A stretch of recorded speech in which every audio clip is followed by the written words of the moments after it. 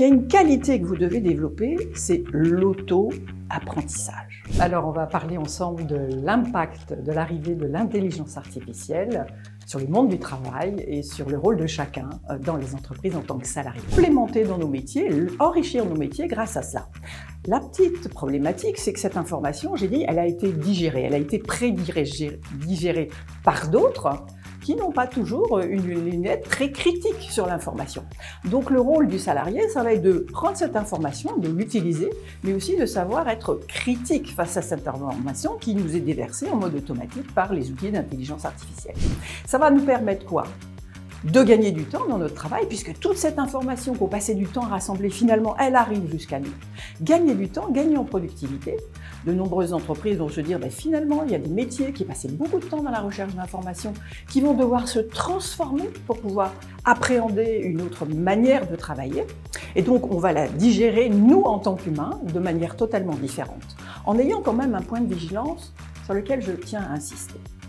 Cette base de données, cette information qui nous arrive, elle n'a pas de notion du bien et du mal. Une des spécificités quand même de la vie en société, c'est notre capacité finalement à avoir une morale, une éthique par rapport à tout ça. Donc au-delà du sens critique, il y a aussi donné ce sens moral, ce sens éthique à l'information que nous recevons en tant que salariés. Ça va nous permettre quoi aussi ?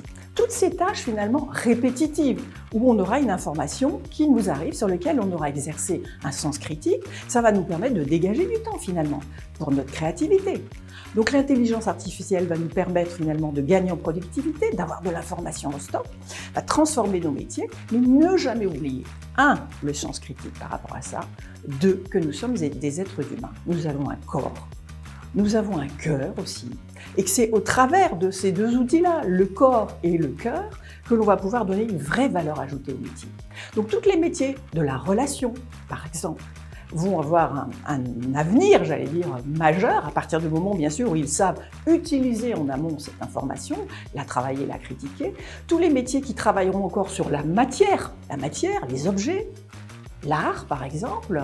Et puis, il y a une vague d'intelligence artificielle qui va prendre aussi la matière en compte. C'est tout ce qui est robotisation, dans lequel on intégrera de l'intelligence artificielle et finalement un robot qui va peut-être, à son tour, prendre en main tout ce travail sur la matière.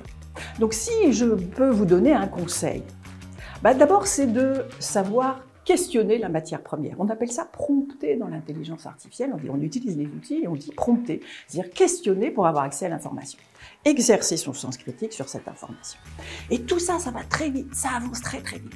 Et donc, il y a une qualité que vous devez développer, c'est l'auto-apprentissage.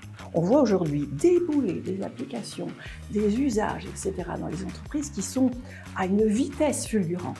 Il va falloir s'y mettre rapidement et puis se mettre à apprendre en continu pour pouvoir finalement rester, on dit au bout du jour, mais rester compétitif, avoir une vraie valeur ajoutée dans l'entreprise.